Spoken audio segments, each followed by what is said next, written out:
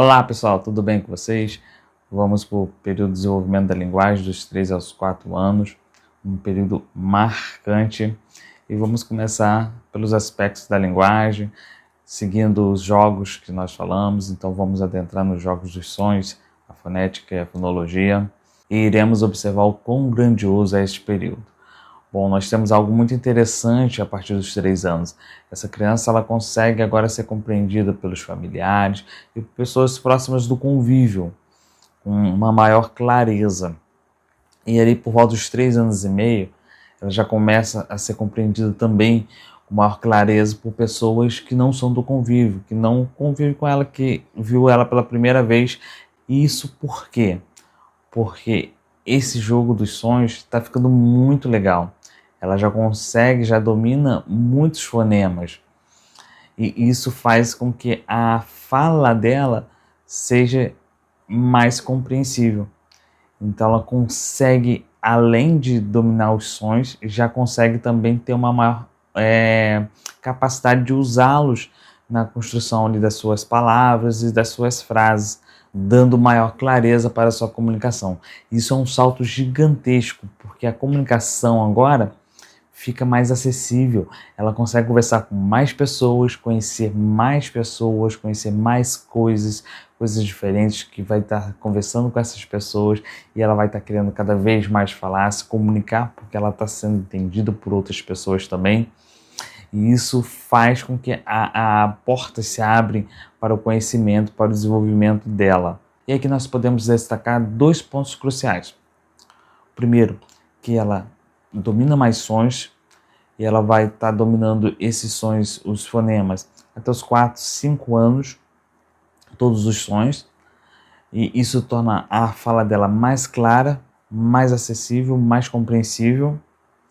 E a pessoa que está conversando com ela não vai precisar estar mais tão atenta às pistas contextuais.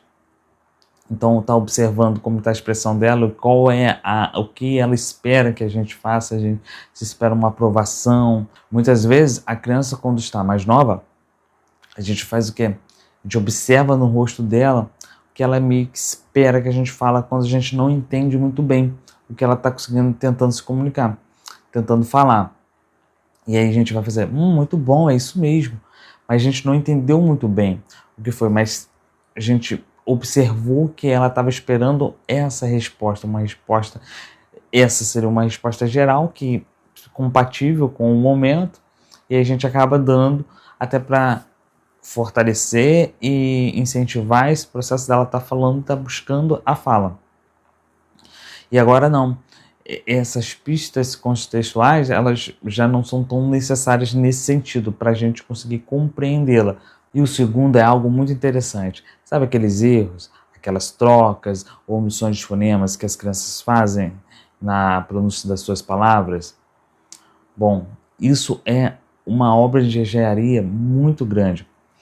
Ela está conseguindo se comunicar mesmo com essas trocas. A gente consegue compreender.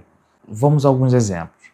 Quando ela fala baiata ao invés de barata, ela está conseguindo se comunicar, está sendo entendível, a gente entende isso, ela sabe, ela compreende o que é, ela compreende barata quando a gente fala, porém ela ainda não alcançou esse fonema, mas ela consegue fazer essa estratégia, que é a troca fonêmica, para conseguir se comunicar. Quando ela fala pato em vez de prato, ela também está fazendo isso. E isso é uma estratégia muito incrível e uma capacidade enorme. A gente chama isso de processos fonológicos. E é algo que é muito marcante. Também tem ali fonemas próximos. Quando ela fala chapo em vez de sapo. Porém, quando isso continua aonde já não deveria estar mais acontecendo, aí pode ser uma questão de transtornos fonológicos. E aí é importante estar sendo acompanhada por um fonoaudiólogo. E aí a gente espera que a partir dos 4 anos em diante, 4, 5 anos, a criança finalize essas trocas e consiga ter essa pronúncia com clareza. dominando esses fonemas e conseguindo colocar eles em prática nas suas palavras e nas suas frases. E aí um marcador interessante para esse período é se essa fala está sendo compreensível. Se aos 3 anos as pessoas ali, tanto os familiares e pessoas do convívio, próximas a ela, mesmo que não esteja com ela todos os dias, mas esteja de vez em quando, não converse com ela tanto, mas está ali no convívio dela. Então, por exemplo, na escola, não necessariamente só a professora e as profissionais da sala dessa criança vai estar entendendo essa criança, mas outras pessoas que também são ali do convívio, que não está o tempo todo com a criança, naquele período que está na escola, mas também vai estar compreendendo ela.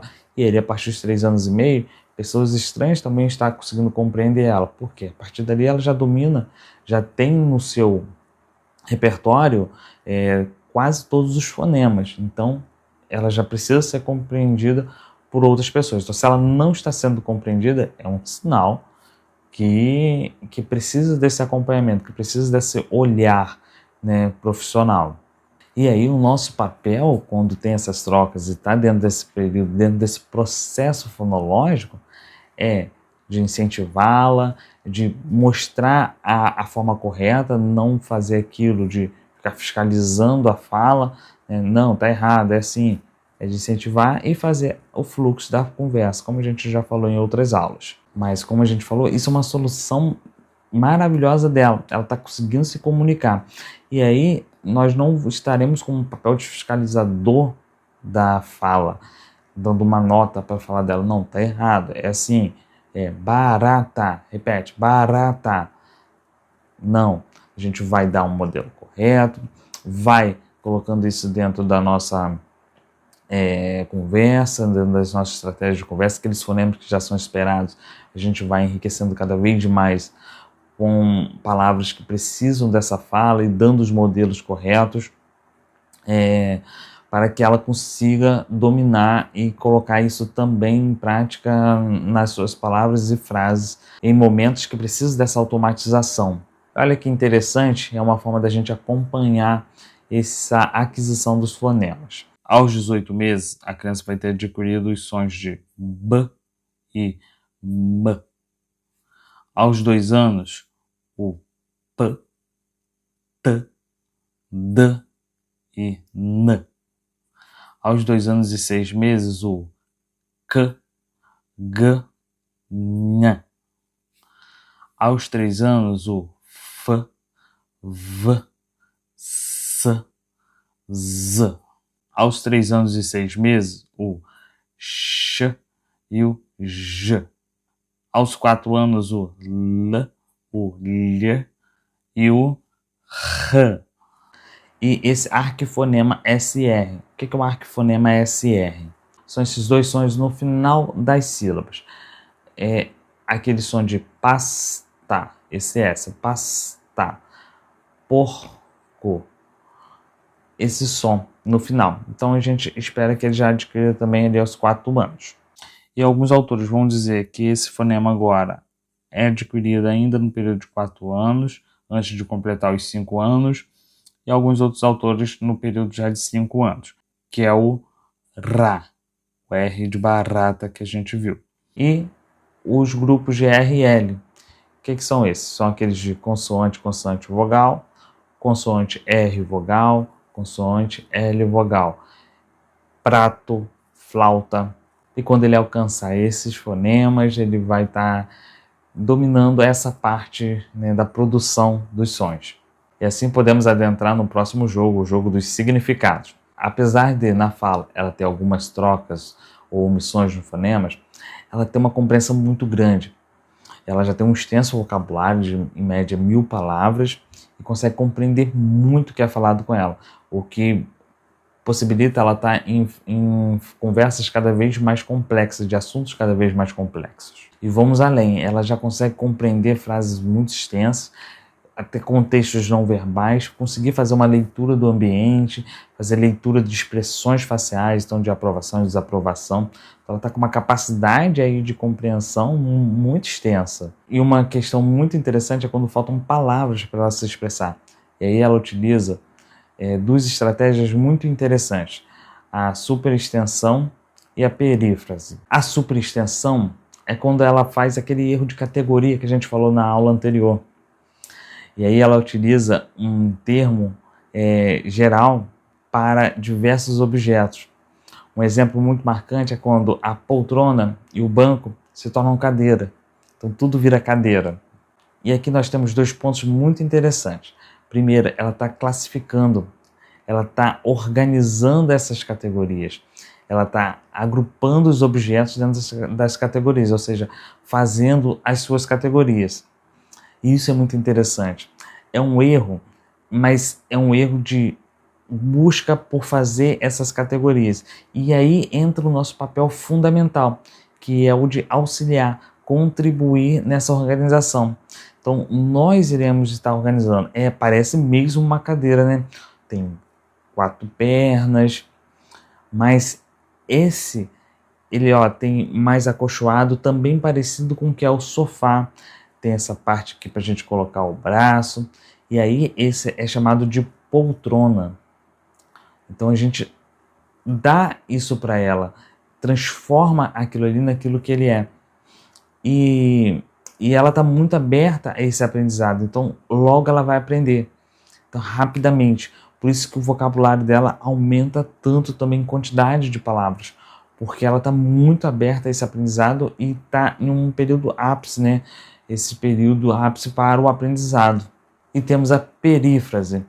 Perífrase é quando ela não sabe o nome do objeto, ou ainda, por mais que já foi apresentado, ainda não aprendeu o nome desse objeto, e ela utiliza ali uma descrição para dizer qual objeto. Então ela quer o objeto e ela fala, é aquilo que corta, que a gente segura. É a tesoura. Vou pegar para você que é a tesoura. Vai cortar o que com essa tesoura? Vamos cortar essa massinha? Vamos fazer vários pedaços com essa massinha. E a gente vai colocando isso ali dentro do cenário que está ocorrendo, e aí ela vai aprender o nome também desse objeto. Mas é uma estratégia fascinante que ela está fazendo. Ela está conseguindo descrever um objeto. Ela quer aquele objeto, está conseguindo se comunicar, se fazer entendível pela outra pessoa, descrevendo a função, ou vai descrever a característica daquele objeto. Então a importância também da gente fazer esse trabalho com ela de descrição, de função, de características, de formas dos objetos, para que ela consiga também se comunicar assim. Uma capacidade muito interessante nesse período é o de organização abstrata, comparar, qualificar através da linguagem. E a classificação e organização em opostos, quente, gelado, pequeno, grande. E realiza também essa categorização por classe, por função. E aquilo que a gente falou na aula anterior, já consegue classificar um mesmo objeto em várias categorias. O objeto pela cor, esse mesmo objeto vai estar dentro de um outro grupo, por uma outra característica dele, dentro de outro por outra característica, dentro do grupo por função. E essa capacidade já dá a ela um poder ali de organização da linguagem muito grande. Além também da capacidade de organização no tempo, que ela vai começando a adquirir também e começando a utilizar na sua linguagem.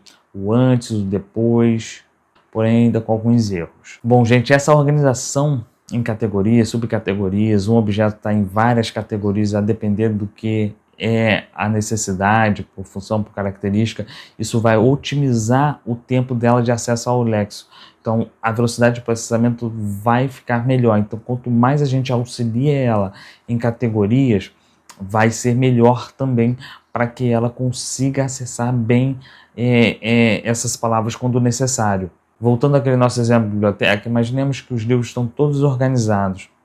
Muito difícil encontrar o livro que você quer dessa forma.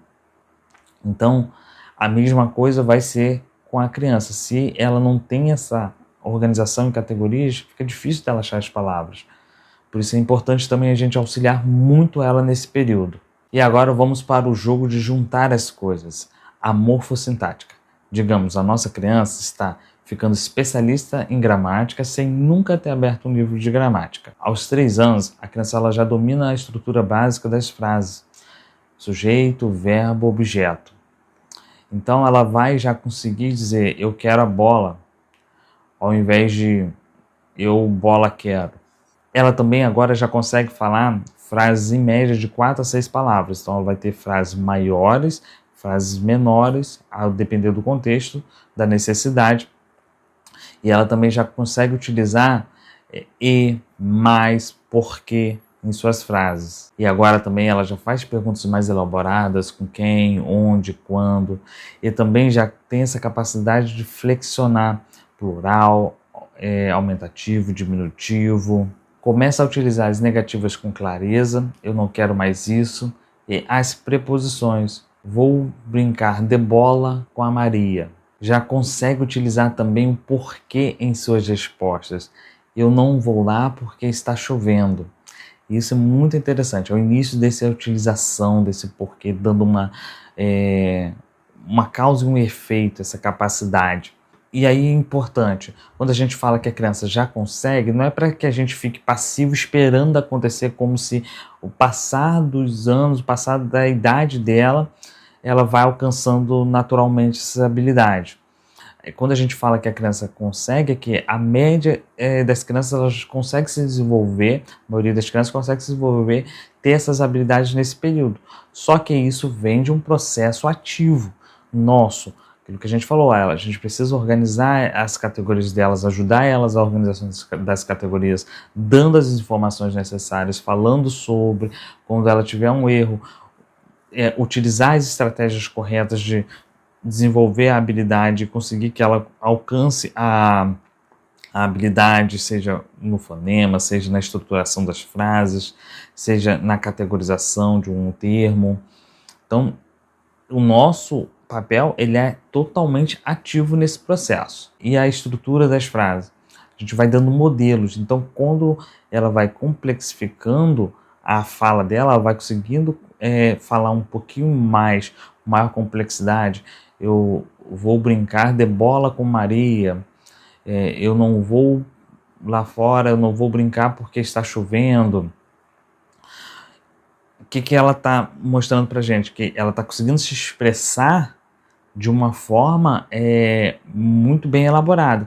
E isso significa que a compreensão dela também está muito boa e maior do que ela consegue se expressar. Então a gente vai complexificando a nossa fala, vai falando frases mais complexas, dando mais informações para ela. E assim ela vai adquirindo maior capacidade de aumentar também as suas frases. Então a gente vai sempre falando de acordo com a necessidade da criança de entendimento. E aí algo muito interessante também nesse período são as conjugações dos verbos. Quando a criança fala, eu fazia um bolo, talvez no automático a pessoa vai querer corrigir ela. Não é eu fazer, eu fiz. Mas a gente vai corrigir isso de forma natural, como a gente falou. Ah, você fez um bolo? Eu também fiz um bolo. Você fez um bolo de quê? E aí a gente vai dando os modelos para essa criança. Só que isso mostra uma capacidade maravilhosa. Aquilo que a gente falou na aula anterior da generalização. Ela generalizou. Ela já aprendeu a conjugação no passado de alguns verbos que deu essa capacidade agora dela já de aplicar. E ela aplicou nesse verbo. Porém, esse verbo é um verbo irregular, que vai fugir do padrão. E aí, esses irregulares, ela já vai precisar que a gente mostre para ela, e isso é natural. E aí ela tem agora a capacidade de começar a aprender outros verbos no passado, os verbos regulares, sem que a pessoa exponha ela a aquela fala.